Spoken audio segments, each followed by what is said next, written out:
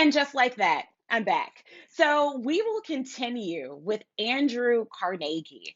Andrew Carnegie is actually really interesting. He's known historically, at least in our American history and our American imagination, we tend to really say that he's a self made man, that he is someone that we can kind of look to and say, like, he is really like the first example of the self made man. He is born in a really small town in, I want to say, Scotland. They moved to Pittsburgh. He worked for, I want to say it was like Western Bell, but he worked for a telegraph company, and he was known as being a smooth operator because he was able to tap out Morse code very smoothly and very quickly and effectively. Andrew Carnegie was the owner, boss, CEO of Carnegie Steel. And remember, at this time, this is a time of monopolies. And so, Carnegie, with the second industrial revolution, we need steel for railroads and we need steel for locomotives. Carnegie was also, I would say, maybe perhaps an evil genius, but I'll say in a way a genius in how he does his operation. He decides to really have his workers work 12-hour shifts, 24 hours a day. So you have 12 hours in the morning, 12 hours overnight. So there's constantly some steel being made. Carnegie is also one of the first to utilize vertical integration. Vertical integration is a system of business where you have one person or one entity that controls every phase of business. He was pretty dictatorial in business. I would say, was pretty vastly dictatorial in business. In the 1890s, Carnegie Steel has many plants in many different areas, and one of these areas was Homestead. Not all locations had unions because this was not a time of, I would say, vast unionization during this period. Um, and Carnegie is a, uh, I would say, a disciple of sorts of Herbert Spencer. Herbert Spencer took Charles Darwin's theory of evolution and he applied it to society. So it's really Herbert Spencer who comes up with social Darwinism and coins the phrase survival of the fittest. So he takes Darwin's theory of biological evolution and he applies it to society in a way that will really, at this point, justify success. So it's the fit that have it. And so the fit survive. So if you survived, it's because you have it, whatever it is, whatever that is, if that's tenacity, if that's uh thrift and tolerance and all of these things, you have it, and so you are fit to survive. And so it also works on this assumption that if you are in poverty, it's because you don't have whatever it is to survive. So it justifies, not only does it justify this vast success because Carnegie obviously had it, and so not only did he survive, he thrived. But if you did not have it, it means that it was something that you did, that you were not good enough to survive. So not only again does that justify success, but it will also justify really not doing anything to help with the pervasive issue of poverty in society. So it justifies two things, both your own success and it justifies not doing anything to help those who are in society.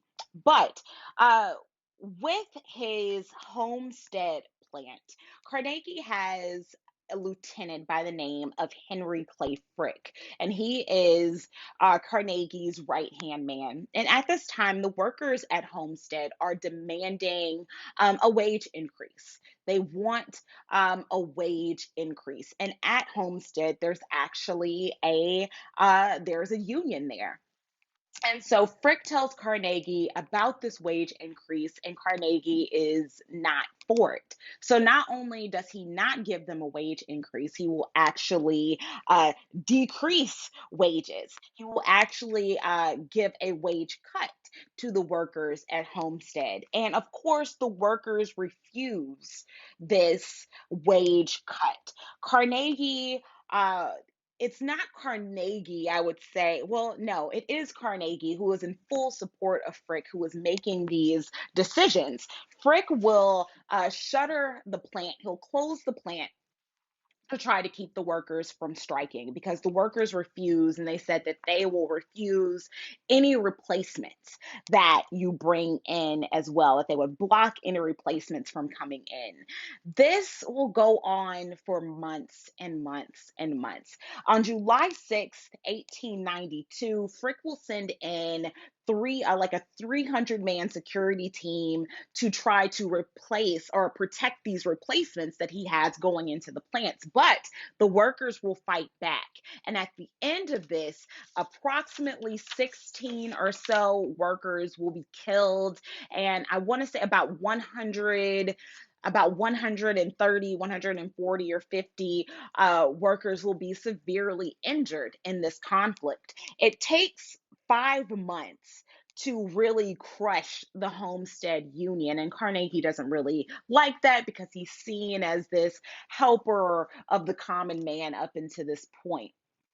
But I said all of that to say this. Carnegie, while we know him today as being someone who distributed a lot of his wealth to philanthropies, which is why we have so many buildings and libraries and funds that are named after Andrew Carnegie, it's important to know how he gets a lot of this wealth. And he gets this wealth because he has a monopoly really in steel. He is the one of the only people, who was able to have or who has this build or has this company, right? Another baron of industry at this time is John D. Rockefeller and his Standard Oil Company. Standard Oil definitely has a monopoly as it will control about 90% of the nation's oil industry by 1880. Again, Standard Oil will control 90% of the nation's oil industry by 1880. Rockefeller also utilizes vertical integration where he controls every phase of business. However, Standard Oil does not, last in its original name, at least. It's disbanded and dissolved in 1911 for being in violation of the Sherman Antitrust Act, which is something that we will discuss towards the end of the chapter. Um, John D. Rockefeller was pretty unethical in his practices. He would buy out rival industries because he had so much money that it made it difficult for other people to compete. And so he would simply buy the rival industries and the rival refineries. And he would create his own companies to market and distribute all of his products.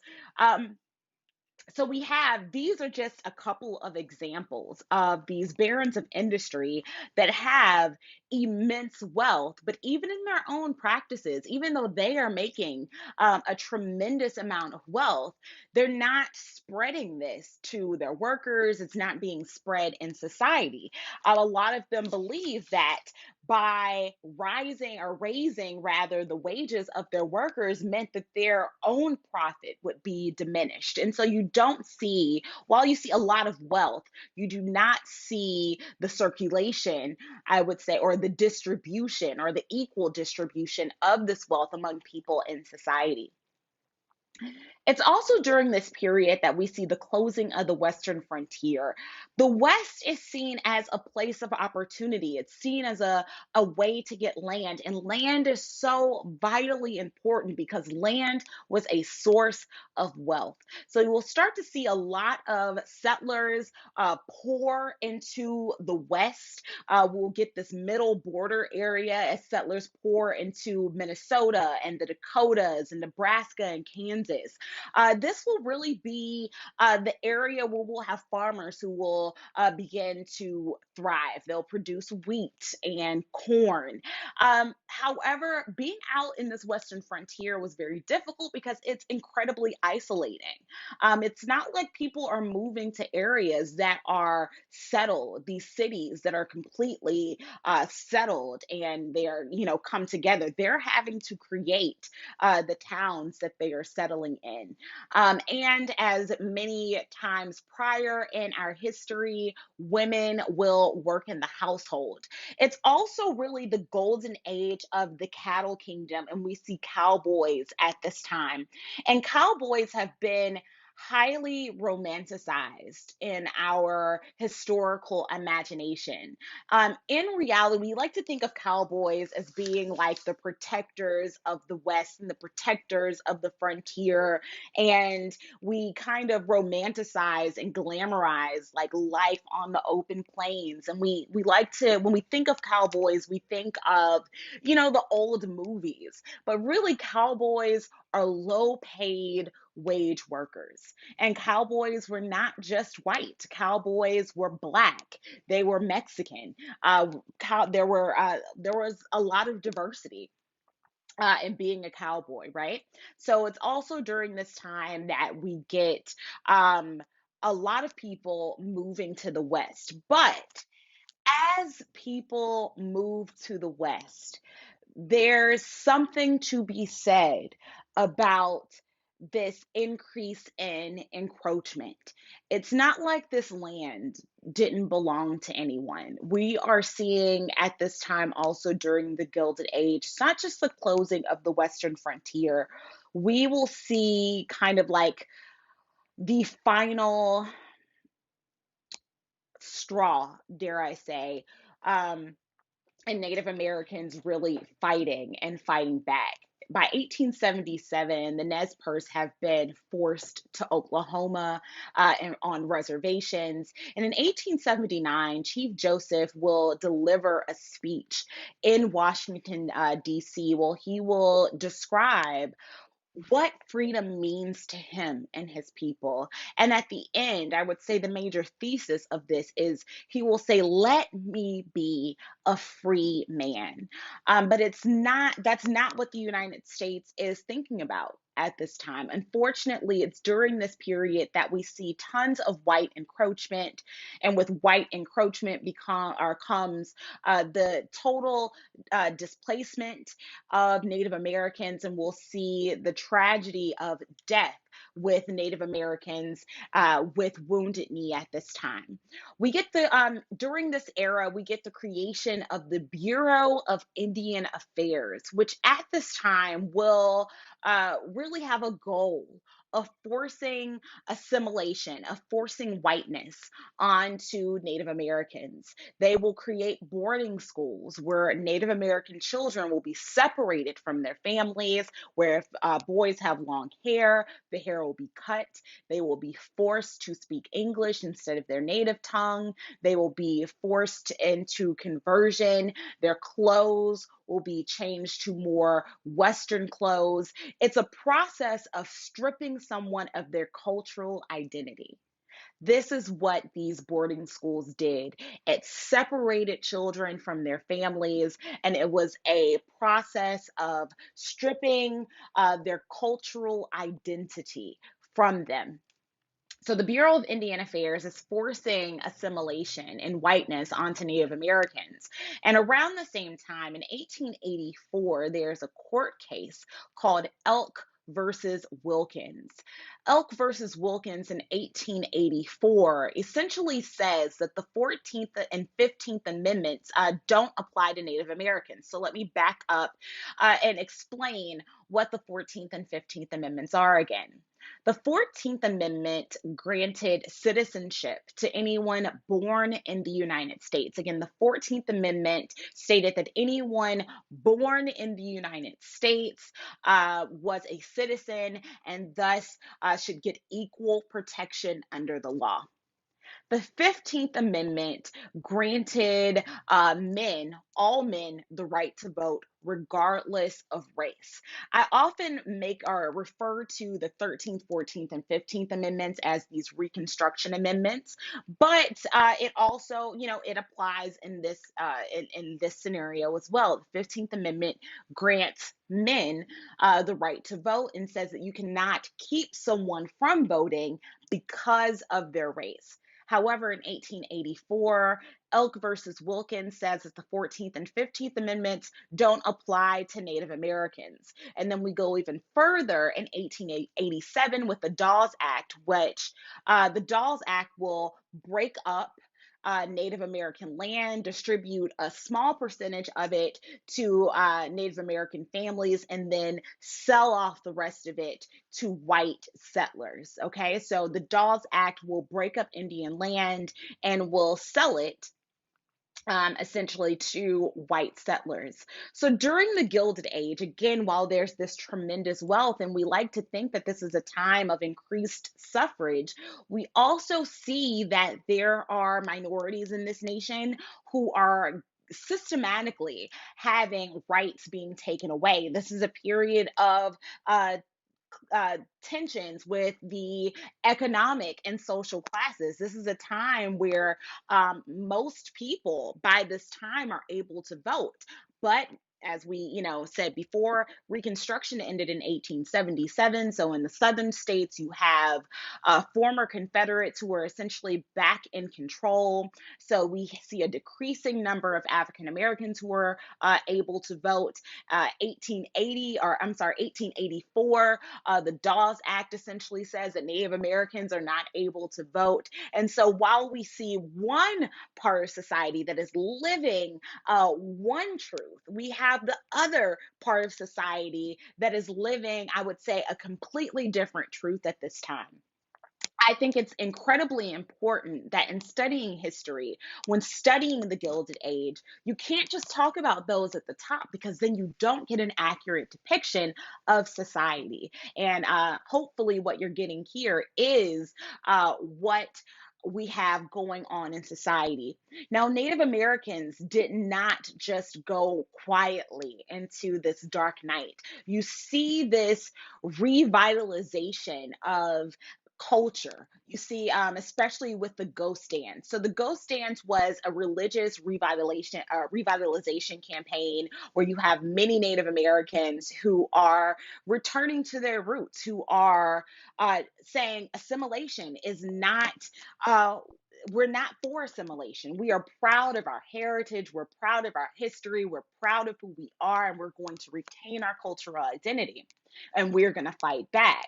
And when this happens, when the government sees these ghost dances and this revitalization campaign, they fear an uprising among these remaining Native American tribes. And so they end up sending troops to reservations. These troops will open fire on ghost dancers near Wounded Knee Creek in South Dakota. So whenever our government saw this movement or this movement of cultural pride and this rejection of assimilation and um, this, I would say, this collective cultural strength in saying that we are not gonna, go quietly. They fear an uprising and they send troops to reservations, thus killing between 150 and 200 Native Americans that we know of. Um, Wounded Knee is really it's significant because will it puts a pin in our history where this it puts a pin and almost I'll say a the end type of movement to 4 centuries of armed conflict between Native Americans and white settlers and the descendants of these white settlers. It kind of puts a pin in this. It's a the end of sorts in this fight between Native Americans and persistent white encroachment. Okay, so this is the end of part 2. I'll be back with part 3. See you in a minute.